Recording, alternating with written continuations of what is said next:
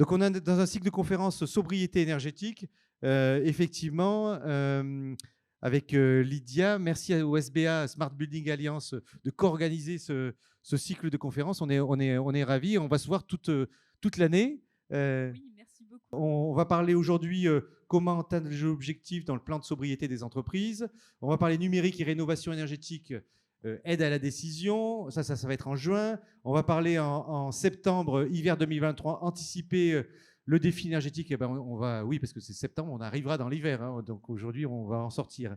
Et puis, on parlera en novembre des données du bâtiment au service des territoires et des collectivités. Donc, vous voyez, tout un programme ensemble. Merci aux partenaires qui ont permis à organiser cette conférence. Vous avez vos logos. Et aux conférenciers, vous avez le tour de table. Ils sont déjà sur la scène. Vous avez un petit trombinoscope avec tous les conférenciers qui sont avec moi et avec nous aujourd'hui, cher public. Voilà. Alors, je propose d'ailleurs de faire tout de suite un petit tour de table en 30 secondes chacun de présentation pour vous, qui vous êtes, qui vous représentez. Voilà, peut-être qui est-ce qui veut commencer Joël, allez, on va faire dans l'ordre. Allez, les gens me regardent, je vais y aller. Donc Joël Vormus, moi je suis directeur des affaires publiques et de la communication au Gimelec. En 30 secondes, c'est compliqué. Alors le Gimelec, c'est un syndicat professionnel et donc qui fédère les entreprises qui conçoivent, fabriquent et pour certaines d'entre elles, déploient les solutions d'électrification, de digitalisation et d'automatisation dans le monde de l'industrie, le monde des réseaux, le monde du bâtiment, avec une particularité, on couvre le secteur tertiaire uniquement. On a un syndicat cousin qui s'occupe de logement et puis le monde de l'industrie. Et tu l'as cité, Xavier, on a deux sous-catégories de sujets, entre guillemets, qui ne sont pas vraiment réduits en termes de taille. C'est le sujet de l'hydrogène et le sujet des bornes de recharge de véhicules électriques.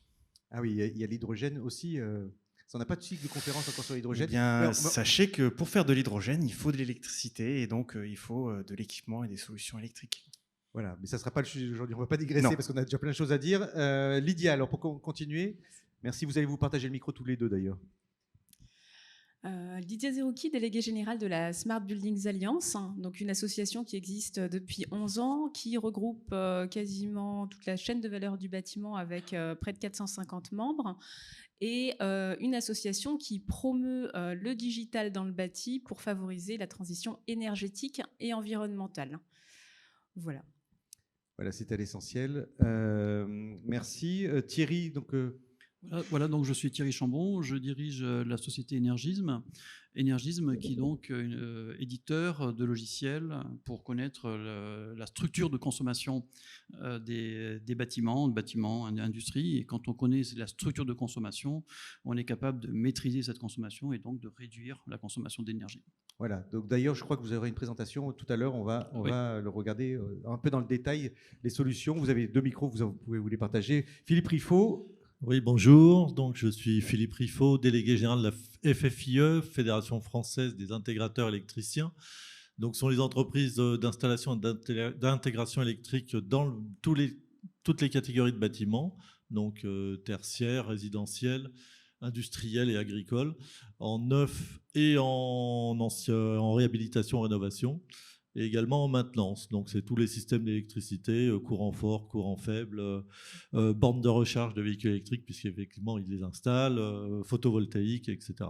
Voilà, tout ça, et je n'ai ni Ferrari, ni Maserati. Donc, je disais ça pour le public de manière générale, que personne ne se sente visé. Peut-être, on peut commencer, Joël, on avait dit qu'on commençait peut-être pour donner un élément un peu macro, effectivement, sur cette sobriété. Il faut la tenir dans le temps. Bon, il faut donner un peu de... Pourquoi est-ce qu'on met en place cette sobriété dans les entreprises? Alors, pourquoi on fait de la sobriété? Alors, on en parle beaucoup cet hiver. Alors, petite précision, parce que je notais qu'il y avait un événement sur l'hiver à venir en septembre. Les discussions pour l'hiver prochain, elles ont déjà débuté. Alors, pour la petite histoire, celle de l'hiver qui vient de se passer, les échanges qu'on a eus. Alors, le plaisir qu'on a, c'est qu'on a les deux pieds entre le monde du réseau et le monde du bâtiment. On aura l'occasion d'y revenir. Mais le sujet de la sobriété énergétique, en fait, et du passage de l'hiver, on a commencé à en discuter, notamment avec RTE, dès février, avant même le début de la guerre en Ukraine. Pour revenir, pourquoi on fait de la sobriété ? Ça fait longtemps qu'on dit qu'il y a des sujets de changement climatique, de maîtrise de ses consommations, des sujets économiques. Ça avait un intérêt modéré. On avait évidemment un cadre réglementaire, mais des critères, on aura peut-être l'occasion d'y revenir, mais on n'avait pas l'engouement qu'on a eu cette année, notamment avec l'urgence de ne pas avoir de coupure. Donc, il y a des nouveaux, comment dire, il y avait le sujet énergétique, il y avait le sujet climatique, et aujourd'hui, on a un vrai sujet d'équilibre, ce qu'on appelle l'équilibre offre-demande sur le réseau, et on va en revenir aussi, je pense. C'est devenu quand même un vrai sujet économique pour les entreprises. Avant, c'était une contingence, voilà, on paye une facture, bon, c'est un poste de coût, somme toute, pas très important. Là, on sent clairement, alors on en parlait beaucoup dans les médias avec l'industrie, y compris dans le monde du tertiaire, on en parle énormément, en tout cas de nos adhérents. Aujourd'hui, on voit, c'est un marché qui est extrêmement dynamique. Oui. Et en préparant cette table ronde, ce qu'on s'est dit aussi, c'est qu'on a mis en place la sobriété le premier hiver, mais la difficulté, c'est de la tenir dans le temps. C'est-à-dire qu'il faut qu'on mette en place des choses qui sont pérennes et pour lesquelles on puisse avoir une vraie sobriété sur plusieurs années et qui soient pilotables aussi. C'est le grand défi, en fait. C'est un des grands défis. On a fait un peu des plans de sobriété dans l'urgence, évidemment. Je pense que tout le monde autour de la table, à son niveau, a travaillé. Alors, on a eu l'occasion de faire des fiches pédagogiques, à faire beaucoup de communication avec RTE, avec le gouvernement sur qu'est-ce qu'on peut faire. Le vrai défi maintenant, c'est de tenir dans le temps les résultats qu'on a obtenus et puis les amplifier. Et ça nécessite non seulement... Alors, je vais prêcher pour ma paroisse et pour la paroisse de mes adhérents. Il faut des équipements, des équipements en dur, du hardware, mais il faut aussi maintenant, le numérique apporte des choses qu'il n'apportait pas jusqu'à présent. C'est vraiment une grande révolution. Le monde AGTB, il existe depuis 20-25 ans. Les vrais changements, c'est l'apport du numérique. Mais aussi, il faut de l'organisation dans les entreprises. Et ça, parce qu'on a beau avoir de la technologie, s'il n'y a personne derrière, il n'y a pas de chat GPT encore aujourd'hui pour gérer les problématiques d'exploitation, quelqu'un qui se plaint, tout en optimisant sa consommation d'énergie. Ça, pour l'instant, ça n'existe pas et il faut toujours de l'humain. Oui, d'ailleurs, on parle de numérique. Là, Lydia va prendre le micro, mais on parle de numérique juste pour la petite histoire, la petite anecdote, c'est que ce matin, on n'avait pas d'Internet dans la salle. Parce que dans le quartier, c'est tombé, c'est parce qu'à cause des poubelles, il y a un rat qui avait mangé la fibre optique, donc qui a été réparée dans la matinée. Mais on voit à quel point, Lydia, ça c'est la petite blague, mais on voit à quel point on est dépendant et que l'enjeu du numérique, à la fois on est dépendant, mais aussi l'enjeu du numérique qui devait devenir de plus en plus structurant pour piloter cette sobriété. C'est les sujets sur lesquels vous travaillez, vous, au sein du Smart Building Alliance. Alors tout à fait. Le numérique, il a... la capacité à répondre à un besoin de massification. Et par contre, à la SBA, même si on est très favorable au numérique, il s'agit d'un numérique qui va être responsable. Il ne s'agit pas de mettre des tonnes et des tonnes d'équipements, de capteurs et autres dans un bâti. Il s'agit de rationaliser, d'optimiser. Voilà, donc les fondateurs et les premiers membres de la SBA ont été très visionnaires, puisque un des premiers sujets sur lesquels ils ont travaillé, ça a été le cadre de référence R2S for Grids, qui s'intéresse justement à une gestion intelligente du réseau d'énergie et à la thématique de la flexibilité. Et ce groupe de travail a été réactivé à cause ou grâce à l'actualité qu'a évoqué Joël tout à l'heure, à savoir ce plan de sobriété. Et on a un groupe de travail qui est maintenant dédié à l'énergie au pluriel, donc qui s'appelle la commission énergie, animée par Eric Lelgen et Olivier Célès, pour poursuivre les travaux qui ont déjà été initiés. Donc j'ai parlé rapidement de la SBA tout à l'heure. La SBA, ça s'apparente un petit peu à un think tank, à un do tank. On a une multitude de groupes de travail dans lesquels produisent nos membres des méthodologies, des cadres de référence. Le principal est le R2S, donc, qui promeut une infrastructure du numérique dans le bâti qui va permettre d'accéder à tout un tas de services, à la fois pour les occupants et ceux qui vont gérer l'immeuble. Et ensuite, donc cette dimension servicielle, elle se décline en une multitude de propositions, et ce R2S for Grids en fait partie. Oui, donc il y a besoin d'avoir aussi pour l'interopérabilité des systèmes. Il y a besoin d'avoir un cadre sur lequel tout le monde Alors, tout à travaille fait. de la même manière, de manière à ce qu'on puisse déployer après des solutions qui fonctionnent. Tout à fait. Merci de le rappeler. Effectivement, une des valeurs fondamentales de la SBA, c'est cette interopérabilité, c'est cette neutralité des solutions auprès de nos membres. Et donc, je vous parlais de rationalisation, d'optimisation. Cela ne peut se faire que grâce à cette interopérabilité des systèmes. Une autre alliance dans laquelle la SBA est fortement impliquée s'appelle l'AICN, donc l'Alliance immobilière pour la convergence numérique. Et là, on a 15 organisations professionnelles qui sont impliquées, dont le Gimelec d'ailleurs. Mais ce sont aussi des organisations professionnelles d'asset managers, de facility managers, de property managers, donc des gens qui travaillent au quotidien ensemble, mais malheureusement en silo, et qui ont décidé de mettre sur la table leur référentiel. Aujourd'hui, chacun avec un vocabulaire très différent. Donc, il y a une volonté d'optimiser ce vocabulaire et de définir des cas d'usage. Et derrière, l'idée, c'est d'avoir des technologies qui soient aussi interopérables pour justement optimiser et faciliter les choses. Oui, parce que là, on commence à répondre à la question, finalement, comment atteindre les objectifs. C'est déjà faire en sorte que tout le monde puisse travailler et travaille ensemble sur des objectifs communs et qu'il y ait des technologies qui permettent de le réaliser. Exactement. Philippe Riffaut pour la FFIE. Il faut remettre aussi les entreprises au cœur du sujet parce que c'est les entreprises qui installent, qui maintiennent, qui conseillent les clients. Donc c'est elles qui doivent jouer aussi un rôle important pour atteindre les objectifs de sobriété énergétique. Oui, alors j'ai oublié de dire tout à l'heure que la FFIE, c'était 7600 entreprises sur tout le territoire français, de toute taille, hein, donc artisans, PME, TPE, ETI, pardon pour les sigles, et puis aussi évidemment les majors. Donc leur place, elle est essentielle dans cette belle filière française, parce qu'on a vraiment une belle filière, je crois qu'il faut le dire, c'est pas assez connu, mais de la production d'énergie à la construction, à la gestion des réseaux, et également évidemment à l'installation. On a des fleurons à la distribution, j'ai oublié les Rexel Sonepar par exemple.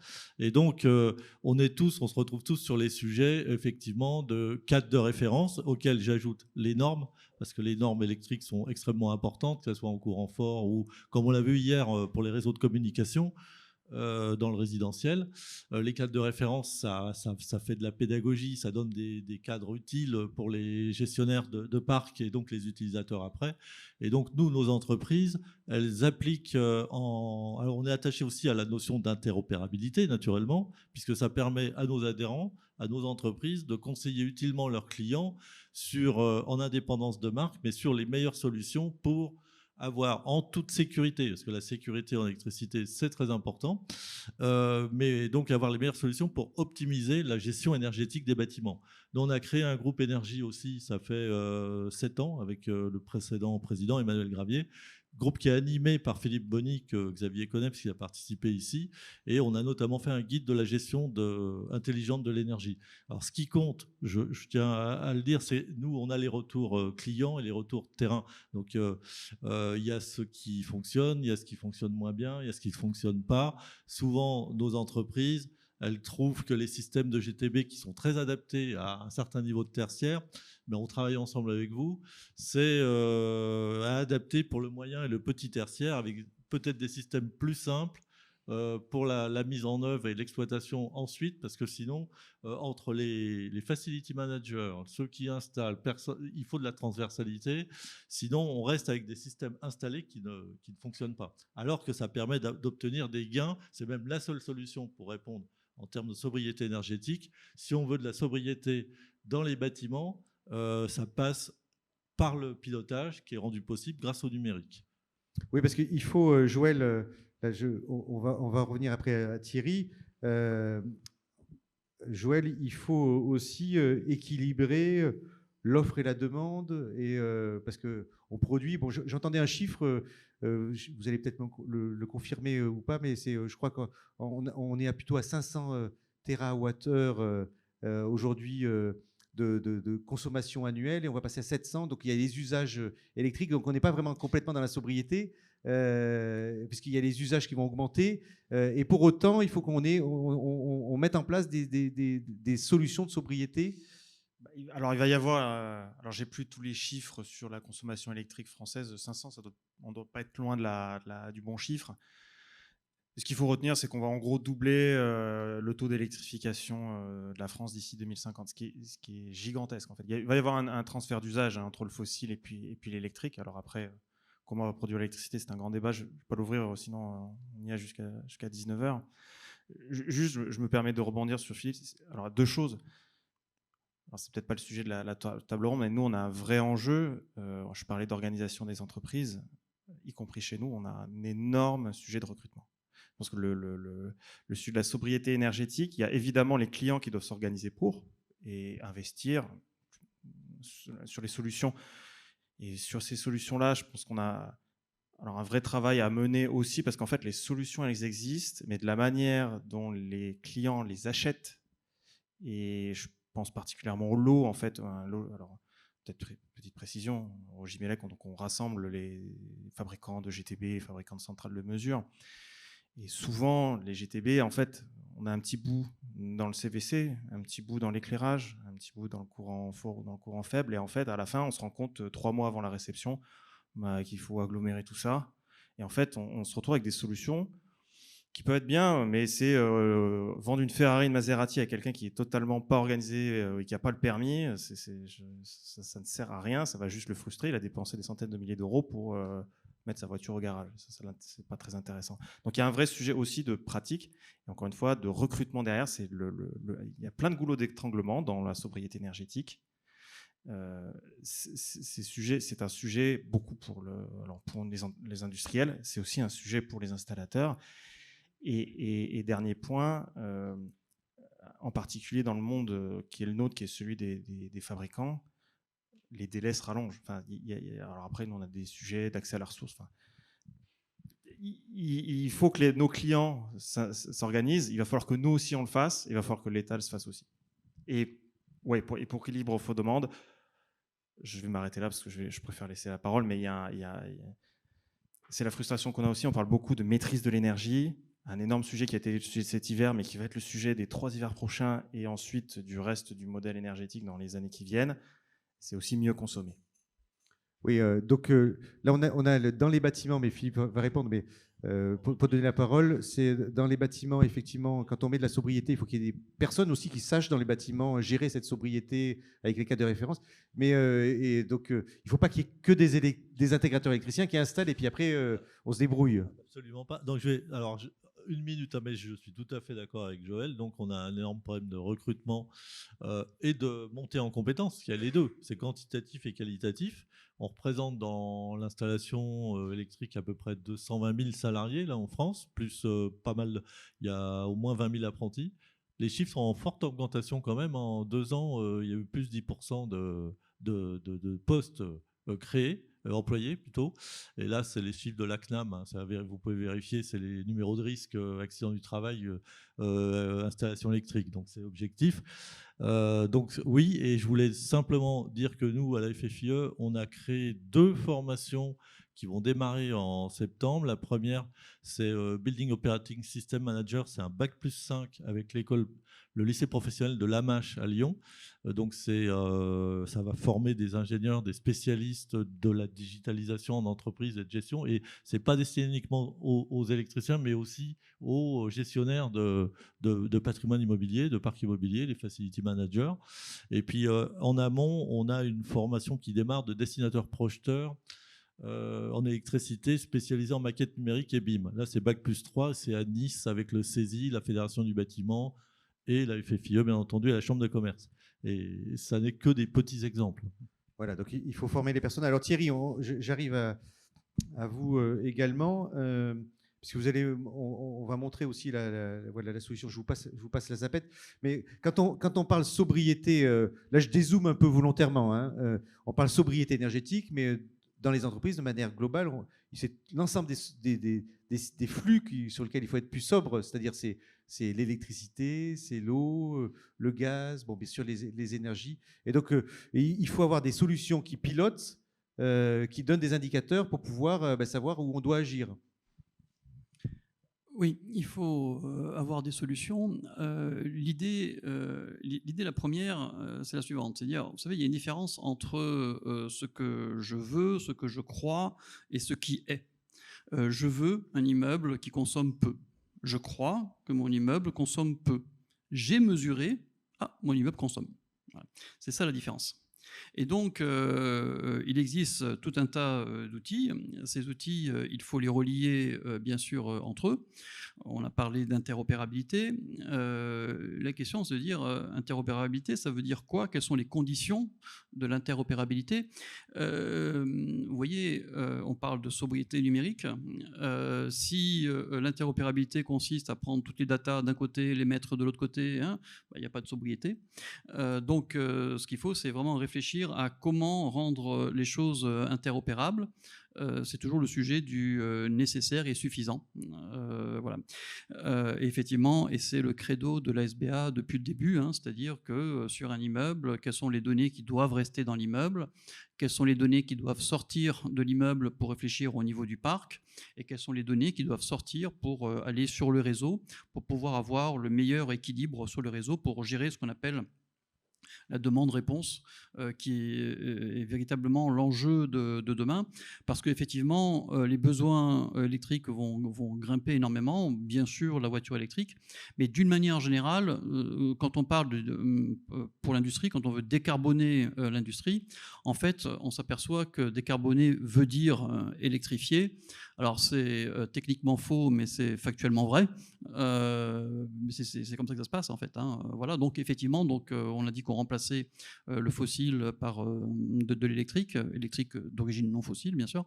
Mais voilà. Et donc les besoins en électricité vont croître, et dans l'idée de mieux consommer l'électricité, c'est bien la consommer juste ce qu'il faut au bon moment et avertir le réseau pour que l'on puisse échanger, pour que l'on puisse effacer, pour gérer au mieux ce qu'on appelle le demande-réponse. C'est vraiment l'enjeu de demain.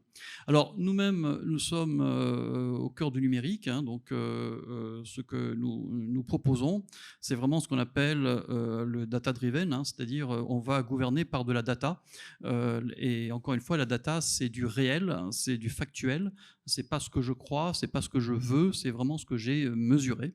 Et donc, l'idée, c'est je vais prendre toutes ces données, je vais d'abord faire ce qu'on appelle du crunch, c'est-à-dire on va travailler les données les unes après les autres, et puis ensuite, on va les enrichir. Vous savez que la donnée a l'avantage d'avoir plusieurs vies. Vous prenez la donnée A, vous prenez la donnée B, vous les matchez, vous créez une nouvelle donnée, et puis ensuite, vous prenez la donnée A, vous la matchez avec C, vous créez encore une nouvelle donnée. C'est ça l'avantage. Alors, l'idée, c'est bien sûr de ne pas dupliquer les données. Donc, on crée ce qu'on appelle des vues, ce qui permet de virtualiser la donnée. Petit quiz, mais tout à l'heure on avait eu la réponse. C'est pas grave, mais c'est très bien, c'est très bien. Voilà. On révise, on révise. On révise. Vous voyez, sobriété énergétique. Alors le plan gouvernemental de sobriété énergétique, c'est 10% en 2 ans. Le décret tertiaire qui est en application là, la question c'est, on doit réduire par rapport à une période de référence qui doit être définie immeuble par immeuble, de combien la consommation énergétique. Alors voilà, on va mettre le quiz pour le public qui est à distance. Vous êtes nombreux à distance. Vous êtes plus de 150, m'a dit Benjamin, là, en ce moment. Donc 2030, 2050, 2060, 2070. J'ai donné beaucoup de chiffres tout à l'heure, donc j'ai dû les embrouiller. Je pense que... mais on va vous laisser. Allez, 5, 4, 3, 2, 1, 0. Benjamin, tout le monde a voté. Voilà. On va afficher les résultats. Effectivement, la grande majorité du public dit 2030. Ouais, voilà, c'est ça. Donc c'est 2030 pour les 40%. Alors la question c'est, est-ce que 40% d'ici 2030, c'est atteignable, pas atteignable, oui, non, non, oui? Bon, en fait, la vraie question, c'est de se dire quels moyens on met en œuvre pour atteindre cela. Alors bien sûr, on peut réfléchir très vite avec un bulldozer et on rase l'immeuble, on reconstruit un nouvel immeuble. Ça se fait, ça prend du temps, c'est difficile quand il y a des gens à l'intérieur, voilà. Après, on peut, oui, c'est le moment. Après, on peut dire, tiens, on va essayer de réfléchir à la régule. Alors, vous savez qu'en matière de rénovation énergétique, il y a une règle qui est très simple. simple. Le premier euro, c'est le plus rentable, et les derniers euros, c'est-à-dire dès que vous mettez des millions, ce sont les moins rentables économiquement. Et donc, évidemment, il faut travailler sur la régule, et quand on travaille sur la régule, on a tout de suite quelque chose. Nous, on a un client dans un département, il a pris la main, grâce à nous, sur les 160 GTB de ses lycées, de ses collèges, et les 40%, il les a obtenus en une année. Donc, vous voyez, donc il est un peu en avance sur cette 2030. C'est des GTB qui étaient là. Bon, de temps en temps, il n'y avait pas de GTB, donc il a mis des GTB, voilà. Mais surtout, il a pris la main. C'est-à-dire de son bureau, on lui a créé un cockpit qui lui permet de prendre la main.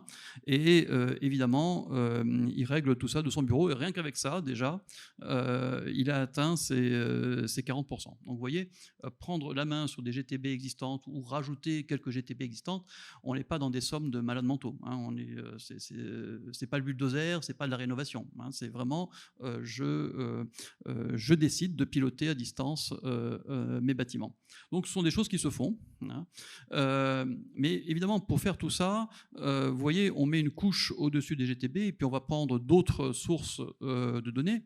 Et l'idée, c'est attention, en matière d'énergie, les sources de données sont vraiment très, très, très hétérogènes. Vous avez des unités qui sont différentes, ça peut être du kilowattheure, ça peut être du mégawattheure, ça peut être du mètre cube, ça peut être du normomètre cube PCS, normomètre cube PCI, ça peut être des données qui viennent toutes les minutes, des données qui viennent toutes les 10 minutes, toutes les heures, des formats de données différents, des données qui sont GMT, GMT plus 2, même quand on est en France. Donc vous voyez, si vous n'avez pas fait un travail sur la qualité de la donnée, sur la préparation de la donnée, vous n'aurez rien fait. Et puis l'idée, c'est toujours d'avoir une vision globale du patrimoine, c'est-à-dire l'ensemble du parc, pour ensuite être capable de descendre au niveau de l'immeuble, voire au niveau de telle ou telle installation. Et une fois qu'on a tout ça, on va regarder ça toujours avec une multivue. Une multivue, ça veut dire quoi? Ça veut dire une vue qui est dans le temps. Mon installation, mon immeuble, mon parc, il consomme comment dans le temps, hein, donc corrigé avec ce qu'on appelle les inducteurs de consommation, avec les facteurs d'influence. Mon immeuble, mon installation, comment elle consomme par rapport à sa typologie, par rapport à son benchmark. Donc c'est la deuxième type de vue. Et puis mon immeuble, comment il consomme par rapport à son nominal, c'est-à-dire il devrait consommer combien, et par rapport à ce combien, ce que j'espérais, quel est le réel. Donc vous voyez, quand on a cette multivue, quand on a cette capacité à regarder la consommation par rapport à un benchmark, quand on le regarde dans le temps, eh ben on commence vraiment à comprendre ce qu'on appelle non pas la consommation, mais la structure de la consommation. C'est-à-dire fondamentalement, je consomme combien, comment, dans quelles conditions. Quand on a ça, on peut commencer à maîtriser, on peut commencer à décider, on peut commencer à agir. Agir sans ça, c'est agir sur du credo, c'est agir sur la propre volonté, mais on n'est pas data-driven. L'idée, c'est d'être data-driven, c'est-à-dire sur des éléments qui sont purement factuels. On a un deuxième exemple. On prend par exemple des logements sociaux. Alors vous voyez, les logements sociaux, c'est compliqué parce que, mais évidemment, il y a des gens à l'intérieur et de temps en temps, ce sont eux qui payent leurs factures. De temps en temps, ce n'est pas le cas. Et il faut les aider. Il faut les aider eux-mêmes à réduire leur consommation d'énergie. Vous savez que dans les logements sociaux, vous avez à peu près 30% d'impayés. Et évidemment, quand quelqu'un ne paie pas sa quittance, si dans la quittance il y a des charges d'énergie, c'est l'ensemble de la quittance qui ne paye pas. Donc, si vous voulez, et quand les personnes doivent payer elles-mêmes leur énergie, vous savez qu'en France, il y a un taux de précarité énergétique qui est aux alentours de 25% avant crise, hein, et une partie sont dans ces OPHLM. Donc, lutter contre la précarité énergétique commence d'abord par essayer de réduire les consommations d'énergie. Dans cette OPHLM, on est allé très très loin dans l'analyse et on a réussi à faire ces 12%, et ces 12% d'économie. Et encore une fois, c'est 12% d'économie mesurée. Hein. Ce n'est pas de l'invocation, ce n'est pas de la règle de 3. Hein. C'est mesuré, ce sont des kilowattheures en moins. C'est bien sûr des euros, mais c'est des kilowattheures en moins. Hein. On a réussi à le faire en à peu près une année, un peu moins d'une année. Enfin, en fait, et très exactement, on l'a fait en une période de chauffe, c'est-à-dire d'octobre à mai. Voilà. Et 12%, vous voyez, d'octobre à mai, on l'a fait plus vite que le plan de sobriété énergétique du gouvernement, qui est 10% en 2 ans. Ouais. Donc les moyens existent, il suffit de les prendre et de les mettre en place.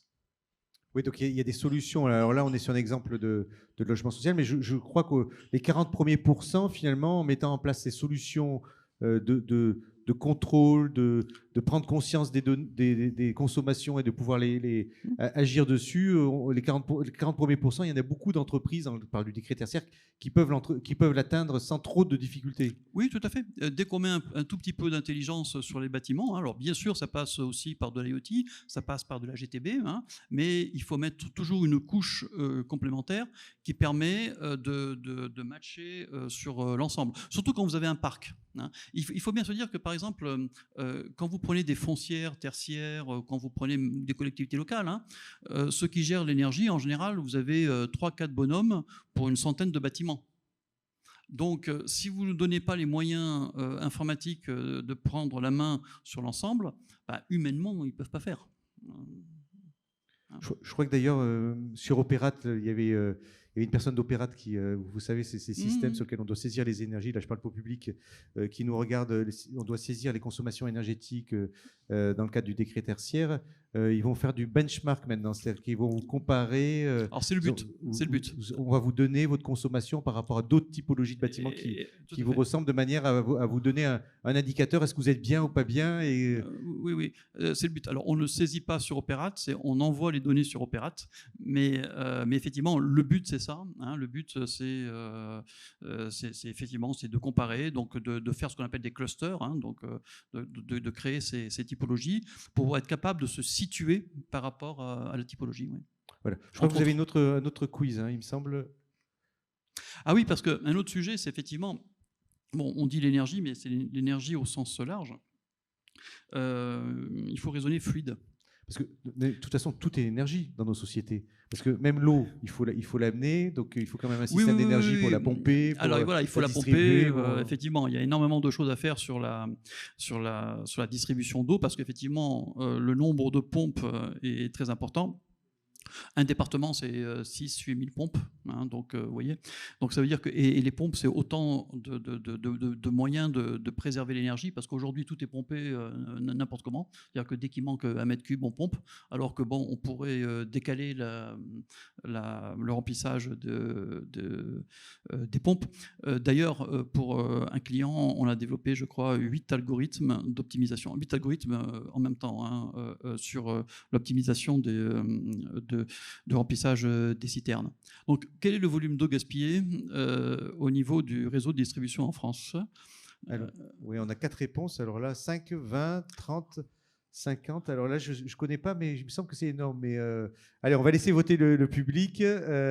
5, 4. Dans la salle aussi, vous savez. 3, vous avez une idée. 2, est-ce qu'on serait... Qui est-ce qui dirait 50% par exemple? Je vous fais lever la main. Qui est-ce qui dirait 30%? Voilà. La majorité se dit à 30%. Et Benjamin, alors, c'est quoi les... Internet? Voilà, la majorité a dit à 30%. Est-ce qu'on est juste, alors, Thierry? Alors, en fait, je ne sais pas, j'arrive pas à avancer. Ah, voilà. Ouais. Voilà. Non, voilà. Alors, en fait... il ne faut pas tous... Ouais. Ouais. En fait, nous sommes à 20% et nous sommes très bons. La moyenne dans le reste, pour rester dans du comparable en Europe, on est plutôt aux alentours de 30. Et donc en France, 20, c'est bien. C'est un gros gaspillage. On gaspille moins que les autres. D'ailleurs, petite chose, j'étais il y a 1 an à Londres sur une conférence, c'était des Japonais qui étaient là, c'était organisé par le ministère du Commerce japonais. c'est le Japon. Le Japon, c'est pas un pays, c'est un pays en avance, technologique. Et ben, en fait, les Japonais considèrent qu'en France, on est parmi les premiers dans la maîtrise de la consommation d'énergie, dans toutes les techniques sur l'énergie, sur l'eau, la maîtrise de consommation d'eau. D'ailleurs, nous, on a un client japonais, c'est le leader mondial du traitement d'eau en milieu industriel, le groupe Kurita, qui a racheté le numéro 2, qui s'appelle GE Waters. Donc, on est réputé en France être les meilleurs dans la maîtrise de la consommation d'énergie. Tout à l'heure, on disait sur la technique, sur les matériels, mais également sur l'intelligence autour. Donc ça, c'était des Japonais qui le disaient. Donc voilà. Donc souvent, on se dit on est en retard, souvent on bat sa coupe, on n'est pas bon, mais là, on est bon. Et donc, autant en être fier. Voilà, on peut le dire. Donc, il y a une dernière diapo avec vos coordonnées. Juste pour le public, voilà, on vous enverra les diapositives. On fait un petit deal, vous savez, chers conférenciers, avec le public. C'est à la fin de la conférence, vous recevrez un questionnaire de satisfaction et ceux qui répondent ont automatiquement les présentations en retour. Alors, si on regarde un autre sujet là sur le décret, on n'en a pas parlé, mais on peut en parler 2 minutes, Joël, sur le décret BACS, parce que il y a un décret qui existe, qui est en train d'être revu en termes d'obligations en fonction de la puissance installée. Bon, vous allez nous détailler ça. Je vais essayer d'être simple et concis. Donc c'est une obligation de moyens. Alors il y a une première version qui est en vigueur en fait, qui est une transposition de la directive relative à la performance énergétique des bâtiments. C'est un texte qui est paru en 2020 de mémoire, qui est passé relativement inaperçu, voire totalement inaperçu. Alors, ce que je répète, c'est un charme et un inconvénient. C'est un charme, c'est que ça n'a soulevé aucune opposition quand il y a eu la phase de concertation, c'est-à-dire qu'on en a fait une avec l'administration.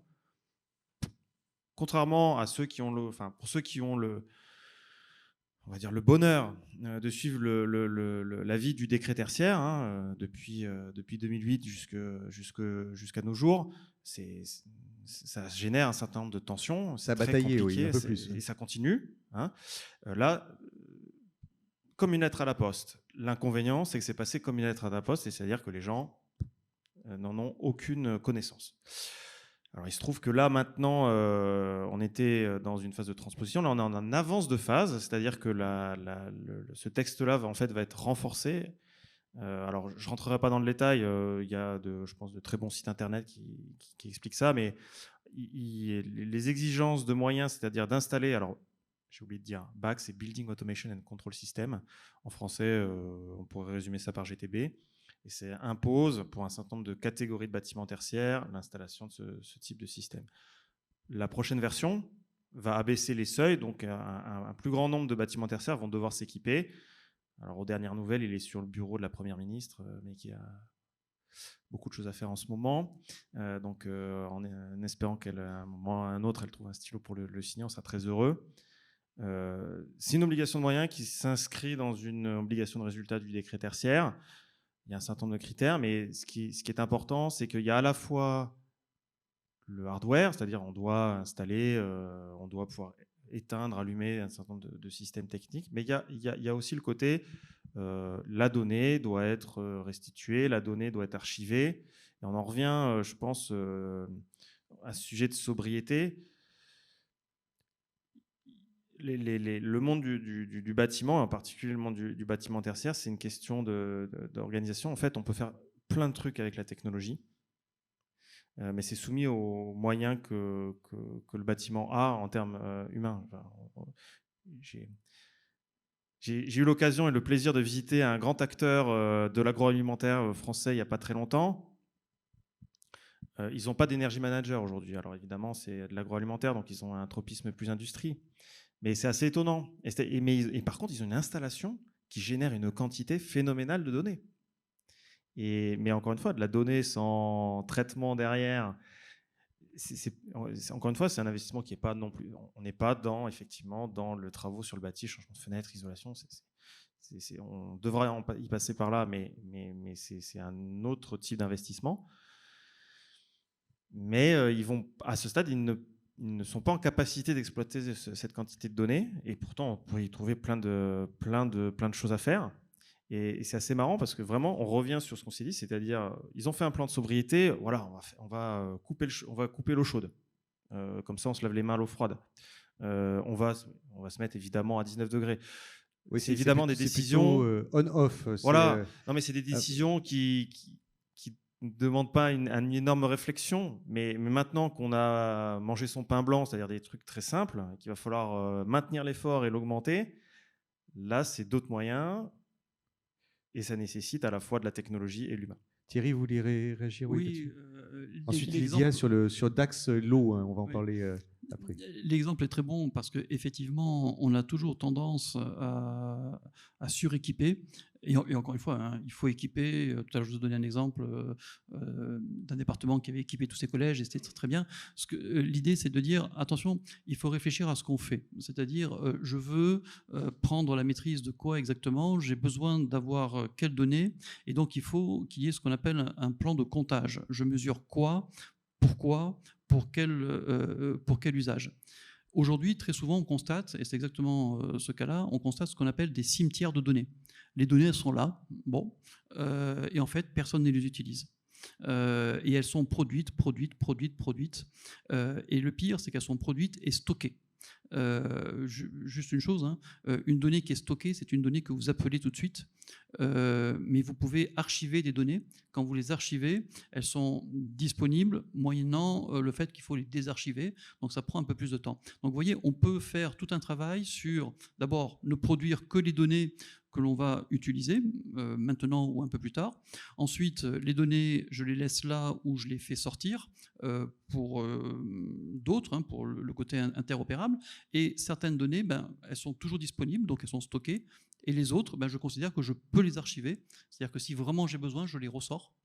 Mais en attendant, elles ne sont pas. Le coût du stockage est vraiment très cher.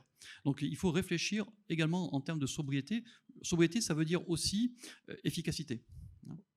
Lydia, on voit bien sur les données, d'ailleurs, sur ce qu'on fait sur la pub, on sait utiliser les données, adresser les bonnes pubs aux bonnes personnes. Donc, sur le bâtiment, on imagine qu'il y a beaucoup de données, on a plein de travail à faire, et c'est étonnant d'ailleurs qu'on n'ait pas pu utiliser ces données. Lydia, sur il y a EcoWatt, je voulais que vous fassiez un petit témoignage sur... Juste avant, je voulais compléter le propos de Joël et Thierry en disant que côté SBA, on adorait qu'il y ait un lot smart, parce que comme l'a dit Joël tout à l'heure, aujourd'hui du numérique, il y en a un petit peu partout, un peu dans tous les lots. Et comme l'a dit Thierry, il faut qu'il y ait une vraie vision systémique et non pas par à-coup ou de façon dispersée. Et donc, ce lot smart, ça permettrait, dès le départ, dans les cahiers des charges, d'initier cette réflexion et de la penser bien en amont et ensuite d'avoir quelque chose qui soit cohérent et qui empêcherait justement d'avoir ce stockage qui est inexploité.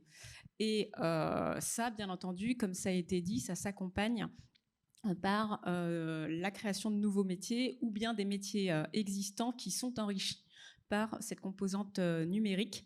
Donc nous, typiquement, on a un groupe de travail qui vient d'être lancé, qui est européen, franco-luxembourgeois pour le moment, mais qui va s'étendre aux autres pays européens dont sont membres la SBA type Espagne et Italie, et qui traite du Digital Advisor, qui est en fait un AMO Smart qui va prescrire justement des solutions numériques pour mettre tout ça en œuvre. Mais on a de toute façon à la SBA une réflexion plus large par rapport à la formation dans une commission dédiée qui nous a permis de mettre en place un référentiel de toutes les compétences qui vont être nécessaires à la fois aujourd'hui et dans un futur qu'on espère proche. Oui.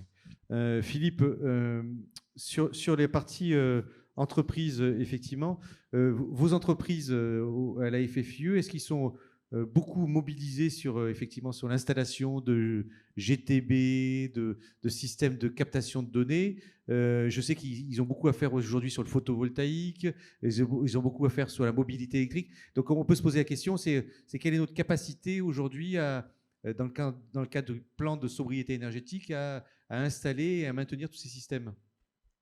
Alors la réponse, c'est que oui, nos entreprises sont globalement mobilisées. sur ces axes.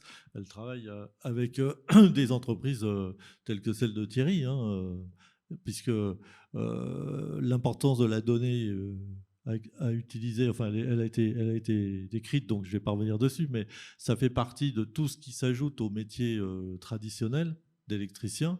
Au passage, ce qui a été donné pour l'eau, avec les pertes, ça existe en matière électrique.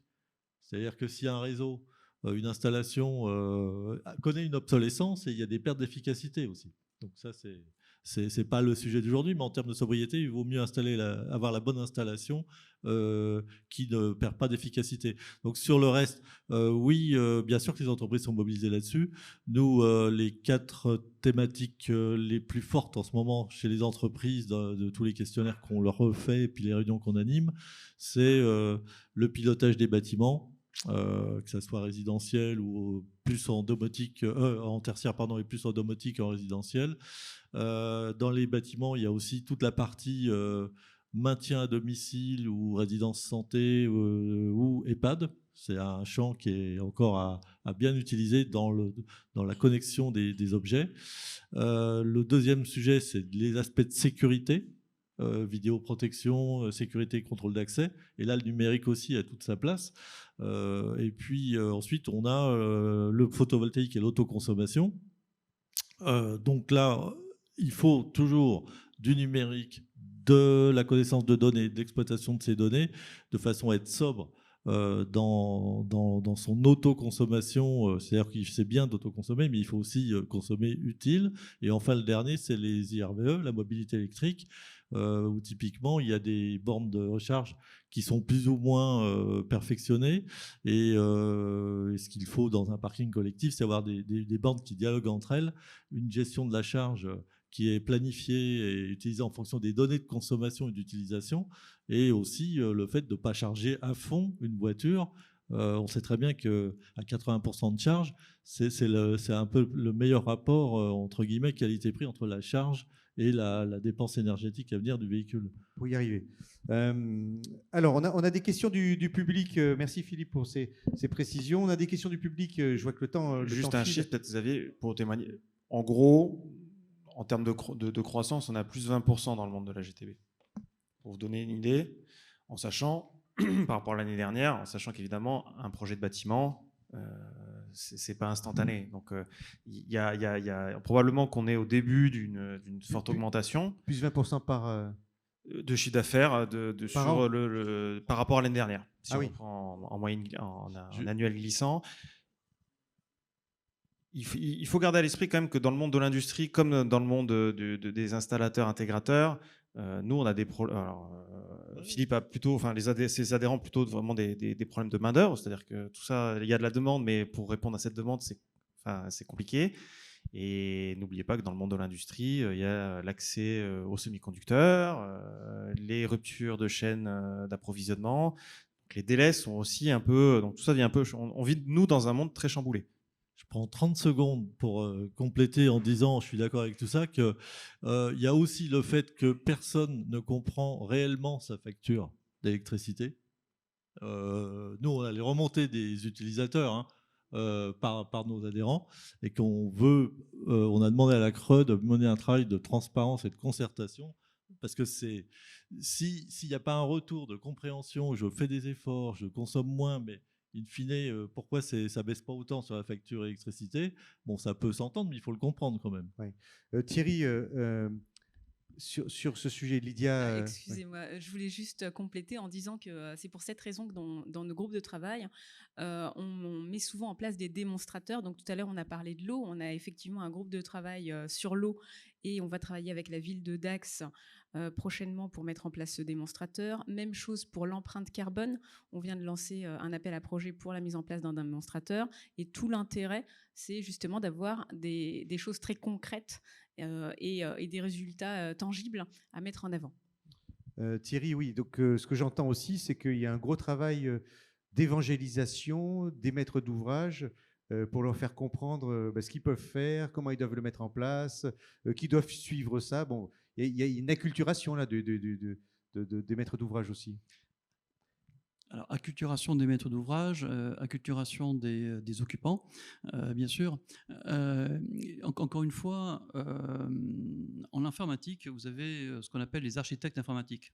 L'architecte informatique, c'est celui qui dit j'ai telle source de données, cette source de données va aller là, la donnée va ensuite être traitée ici, elle va être utilisée comme ça. Bon. C'est ce qui manque en fait dans l'immobilier. Hein. C'est-à-dire qu'en fait, l'idée, c'est de dire j'installe des GTB, j'installe de l'IoT ailleurs, je prends des fichiers externes, je prends des fichiers qui viennent de je ne sais où, et comment je les fais converger pour être capable de sortir quelque chose d'à peu près intelligent. Et donc, il y a tout le sujet de ce qu'on appelle le parcours de la donnée, hein, et comment cette donnée-là, je vais être capable de l'enrichir pour comprendre comment les choses se font. Est-ce que vous croyez que le meilleur moyen de répondre à la question là, qui était comment atteindre les objectifs du plan de sobriété énergétique, ce ne serait pas de tout de suite de mettre en place, là je parle du décret tertiaire là, pour la partie tertiaire, c'est tout de suite de commencer à mettre en place des systèmes comme les vôtres d'ailleurs pour que les entreprises puissent tout de suite, dès l'année prochaine, mieux maîtriser leurs données? Oui, alors en fait, l'avantage de la crise énergétique, c'est que on a compris ce qu'était l'énergie. Parce que avant, justement, c'était un peu dans un ghetto. Et là, on s'aperçoit que ce sont des directions générales d'entreprise qui prennent en charge le sujet énergie. Alors qu'avant, on s'en fichait. Moi, je me souviens de prospects, de collectivités locales qui disaient nous, on est une ville riche, on n'a pas besoin de faire d'économie d'énergie. Absolument dingue. J'espère que vous n'avez pas trop de piscines. Ils ont tout ce qu'il fallait. C'était une très grande. Ça leur a coûté très cher cette affaire-là. Une très grande ville des Hauts-de-Seine. Voilà. Mais c'était vrai également dans les entreprises, dans l'industrie également. Hein. Maintenant, on le comprend et et ça remonte à des COMEX, ça remonte à la direction générale. Évidemment, la première chose, c'est de se dire je consomme, pourquoi, comment, et est-ce que ma consommation est une bonne consommation, hein. L'idée, c'est je consomme mieux. L'idée, c'est pas uniquement de dire je stoppe, non, c'est je consomme mieux. Là, on a été contacté par un fabricant, un sous-traitant de l'automobile. Il a des fours, il crée des pièces. En fait, il y avait une pièce sur 8 qui n'était pas défectueuse. Hein. Ça veut dire qu'en fait, il recommençait chaque fois son cycle. Alors évidemment, l'énergie n'était pas chère, donc c'était pas grave.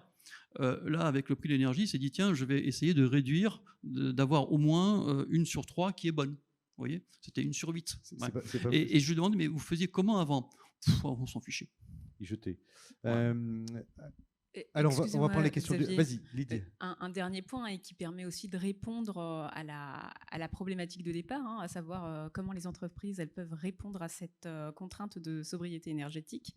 Donc, tout à l'heure, je vous ai parlé de l'AICN. Ils ont mis en place un outil qui est la fiche EcoWatt. Et cet outil, ça permet d'une part de répondre dans des situations de crise à cette problématique énergétique et d'autre part, sur du plus long terme, à réduire progressivement. Et ça implique l'ensemble des parties prenantes qui travaillent avec les exploitants du bâtiment.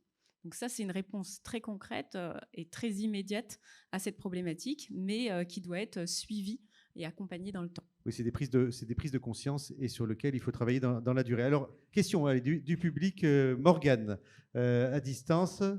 Oui, donc on a une question plutôt pour Thierry qui concerne la slide Data Driven, qui demande quelles sont les compétences nécessaires. Est-ce plutôt dans la data, le BIM ou la rénovation énergétique? C'est la diapo Data Driven. Hein. Data driven, ça veut dire data driven. Ça veut dire qu'en fait, on gouverne par de la data et ça veut dire qu'on gouverne par des faits, par des choses qu'on mesure. Alors que l'on mesure parce que c'est des éléments qui viennent d'une GTB, des éléments qui viennent d'un BIM, c'est pas grave. L'important, c'est qu'on mesure. Ce qu'il faut surtout retenir, quand on dit data-driven, alors vous allez m'excuser toutes les expressions, un peu tout le jargon. Data-driven, pour être data-driven, il faut être data-centrique. Ça veut dire qu'il faut se dire, j'ai besoin d'avoir de la data. Et si j'ai besoin d'avoir de la data pour être data-driven, il faut que j'ai une data de qualité. Et pour que j'ai une data de qualité, il faut que j'ai... Alors, il y a un nouveau métier qui arrive, hein, c'est le métier de data steward. Le data steward, c'est celui qui va gérer l'ensemble des datas, qui va s'assurer que ces datas soient de qualité, la data quality, qui va s'assurer que ces datas puissent être préparées pour des algorithmes. Algorithmes, c'est la version large des algorithmes, hein, donc qui puisse s'occuper de ce qu'on appelle la data préparation et qui puisse également faire, entre guillemets, la police de la data, c'est-à-dire à lui, je suis capable de lui envoyer ça, à lui, je suis capable de lui envoyer ça, et si je lui ai déjà envoyé ça, je ne lui enverrai pas ça. Voilà. Donc, c'est le métier de data steward, c'est le métier qui existe déjà dans les entreprises, hein, sur l'informatique, et très certainement, ça viendra dans l'immobilier, parce que l'immobilier va gérer de plus en plus de données pour lui-même, pour l'ensemble du parc, mais également pour le réseau. Oui, les stewards de la donnée, je ne savais pas que ça existait. Donc si, tout à fait. Non, c'est un terme qui est connu. C'est un nouveau métier. Voilà. Une question dans la salle, si on a le temps. Voilà. Allez-y, on va vous apporter le micro. Merci. Bonjour messieurs, dames, merci pour votre conférence. Je voulais poser une question. Je suis donc actuellement copropriétaire, je suis un ancien du centre d'essai Test. Je voulais poser une question au niveau des syndics. Parce que je suis copropriétaire, je me suis aperçu que, je prends un exemple, j'avais demandé, comme je connaissais les gens d'APAV ou de Veritas, de faire ce qu'on appelle un diagnostic pour l'installation électrique. Et je me suis aperçu que le syndic avait refusé. Donc, c'est totalement inadmissible. Bon, il y a eu beaucoup de conséquences derrière. Mais ma question est la suivante. Est-ce que vous, en tant que spécialiste, vous avez des réunions ou des sensibilisations vis-à-vis des syndics, en général, groupe Foncia, groupe L'Adresse, etc. Ah oui.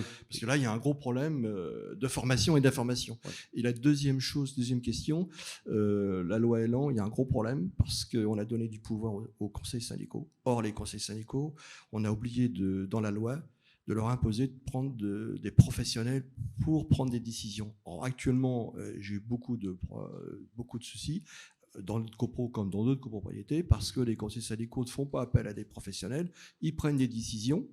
Les assemblées générales, les gens ne sont pas au courant parce qu'ils posent des questions. On a compris la question. Excusez-moi. On va y répondre. Donc effectivement, la question c'est sur les. Là, on peut parler des copropriétés. Là, on fait un petit focus. Joël, c'est un spécialiste. Voilà, c'est passé. Et Philippe aussi va répondre. Philippe va commencer. Oui, je commence parce qu'il y avait une question. Est-ce qu'on organise des réunions avec les représentants des syndics de copropriété dans les.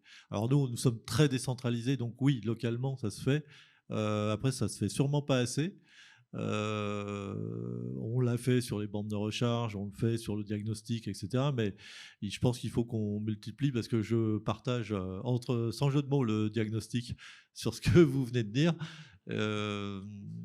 Oui, bien sûr. Et je crois qu'on va en avoir de plus en plus besoin parce que les sujets sont de plus en plus, on le voit, techniques, technologiques, numériques, et sans l'apport d'intermédiaires professionnels, ça va être compliqué. Joël, oui. Alors, je vais enlever ma casquette Jimelec et tenter de remettre la casquette. J'ai eu l'occasion dans ma précédente vie professionnelle de traiter ce sujet de rénovation énergétique en copropriété. Je ne vais pas dire grand-chose de plus que ce que vient de dire Philippe. Le monde de la copropriété est un monde très complexe. C'est très dur. Enfin, ces sujets-là, et on en rajoute en fait. On en rajoute parce que on a l'occasion avec Philippe de discuter du déploiement des bornes de recharge en copropriété.